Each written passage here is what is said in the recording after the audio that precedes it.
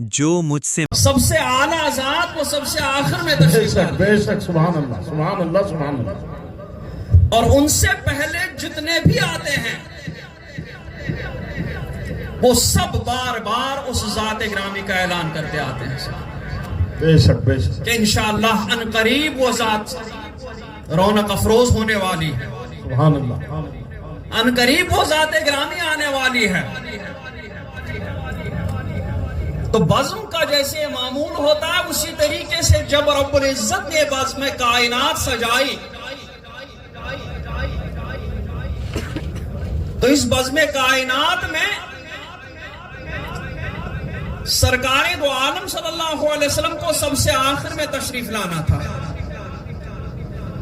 اور سرکار صلی اللہ علیہ وسلم سے پہلے باقی انبیاء کرام کو تشریف لانا تھا۔ ان باقی انبیاء کرام کو تشریف لانا تھا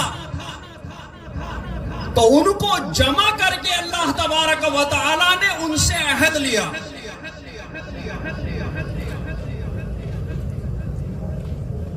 بلا تشبیہ۔ اگر حضرت سب سے آخر میں نہ آتے، جی بیچ میں تشریف لاتے تو محفل حضرت کے حوالے ہو جاتی۔ بے شک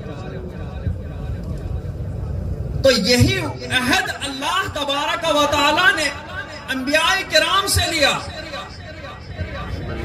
کہ انبیاء کرام کی جماعت،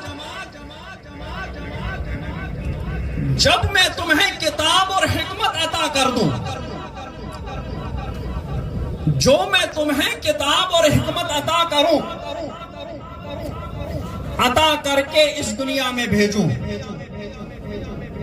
پہلے حضرت آدم کو پھر اس کے بعد ترتیب سے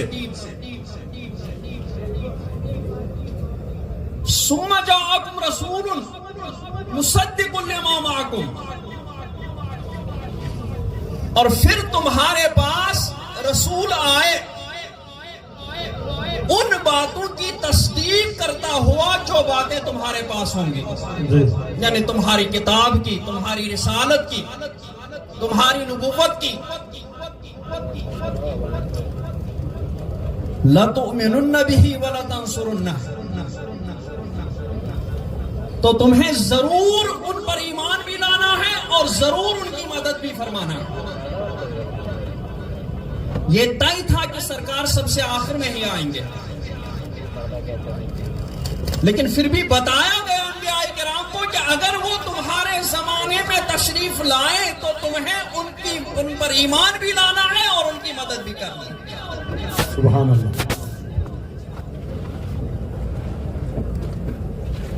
پھر فرمایا گیا قال اقررتم، اتنا ہی نہیں، کیا تم نے اس عہد کا اقرار کیا، اللہ اکبر۔ اس عہد کو تسلیم کیا؟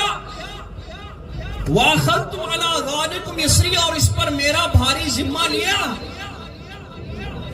قالوا اقررنا، سبحان اللہ سبحان اللہ۔ انبیاء کرام یک زبان بولے کہ پروردگار ہم نے اقرار کر لیا، اگر ہمارے زمانے میں سرکار تشریف لائیں گے ہم ان پر ضرور ایمان بھی لائیں گے اور ضرور ان کی مدد بھی کریں گے۔ سبحان اللہ سبحان اللہ۔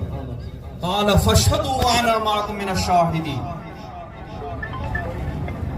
فرمایا کہ گواہ ہو جاؤ اپنے اس اقرار پر، گواہ ہو جاؤ وأنا معكم من الشاهدين، اور میں بھی تمہارے ساتھ تمہارے اس عہد پر گواہ ہوں۔ سبحان اللہ۔ تم لوگوں نے جو اقرار کیا میں تمہارے ساتھ تمہارے اس اقرار پر گواہ ہوں۔ پھر وعید بھی سنائی کہ تم لوگوں نے اقرار کیا، تم بھی اس پر گواہ ہو، میں بھی اس پر گواہ ہوں۔ اب انبیاء کرام معصوم ہیں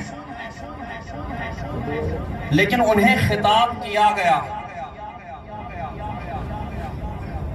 وہ تو معصوم تھے، ان سے تو اس اقرار کے خلاف ہو ہی نہیں سکتا تھا، وہ تو اس اقرار کے خلاف کبھی کر ہی نہیں سکتے تھے، ان کی حفاظت و صیانت، ان کی عصمت اللہ تبارک و تعالیٰ نے اپنے ذمے پر لی، بے شک، لیکن انہیں بتایا گیا، خطاب ان سے کیا گیا لیکن مخاطب دوسرے تھے۔ فرمایا گیا فمن تولا بعد ذالک، اللہ اکبر، سنو اس اقرار کے بعد اگر کوئی بھی اس اقرار سے پھر گیا فاولئک هم الفاسقون، تو وہ سب نافرمان ہیں۔ اللہ اکبر، اللہ اکبر، اللہ، جو بھی اس اقرار سے پھر جائیں گے سب نافرمان ہیں۔ یہ عہد اللہ تبارک و تعالیٰ نے عالم ارواح میں انبیاء کرام کو جمع کر کے لیا ہے۔ بے شک، تو تبھی سے سرکار دو عالم صلی اللہ تبارک و تعالیٰ کی عظمت انبیاء کرام کے دلوں میں بٹھا دی گئی، سرکار صلی اللہ علیہ وسلم کی محبت انبیاء کرام کے دلوں میں بٹھائی گئی، بے شک، اور اللہ رب العزت کی بارگاہ میں سرکار کا مرتبہ یہ انبیاء کرام کے سامنے ظاہر کر دیا گیا، اور بتایا گیا کہ تم اپنی امتوں سے بھی ایسا ہی عہد لوگے،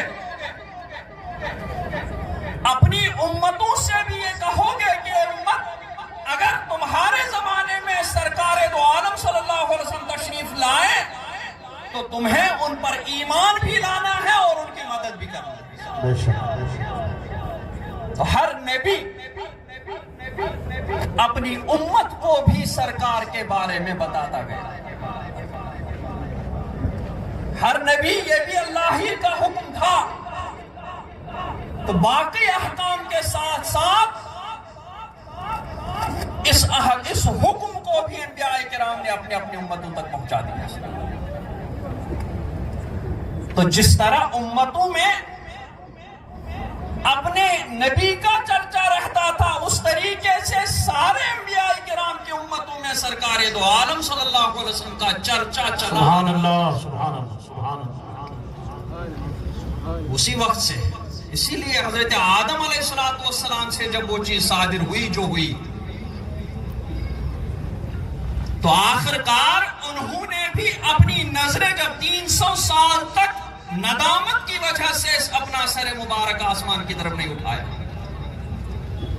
اس کے بعد جب اٹھایا تو انہیں یاد آیا کہ میں نے عرش کے پائے پر لکھا ہوا دیکھا تھا۔ کیا بات ہے، واہ واہ واہ، تو سرکار صلی اللہ علیہ وسلم کا نام پاک حضرت آدم علیہ السلام نے اللہ رب العزت کی بارگاہ میں وسیلے میں پیش کیا، تو سرکار کے وسیلے کی برکت سے اللہ تبارک و تعالیٰ نے حضرت آدم علیہ السلام کی مغفرت فرمائی۔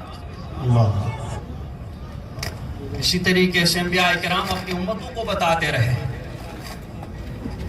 جو کتابیں اللہ تبارک و تعالیٰ نازل فرماتا تھا، جس نبی پر نازل فرماتا تھا، تو اس کتاب میں دوسرے احکام کے ساتھ سرکار دو عالم صلی اللہ علیہ وسلم کے اوصاف جمیلہ کا بھی ذکر ہوتا تھا۔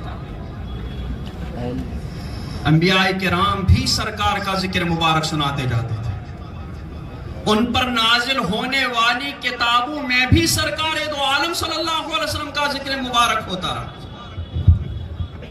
اسی لیے جس طریقے سے امتیں اپنے نبی کو جانتی پہچانتی تھی، اسی طریقے سے سرکار کو بھی جانتی پہچانتی تھی، اور یہ بھی جانتی تھی کہ سرکار کا اللہ کی بارگاہ میں مرتبہ کیا ہے۔